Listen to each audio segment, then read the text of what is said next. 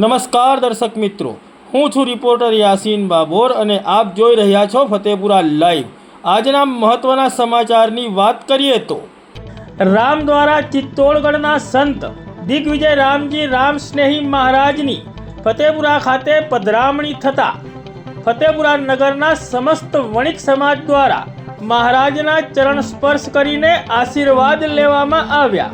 તારીખ 28 નવેમ્બર 2024 રોજ ફતેપુરા તાલુકાના મુખ્ય મથક ફતેપુરા ખાતે રામ દ્વારા ચિત્તોડગઢના સંત દિગ્વિજય રામજી રામ સ્નેહી મહારાજની પધરામણી થઈ હતી। આ વેળાએ ફતેપુરા નગરના વણિક સમાજના તમામ લોકોએ મહારાજના ચરણ સ્પર્શ કર્યા હતા અને આશીર્વાદ લીધા હતા।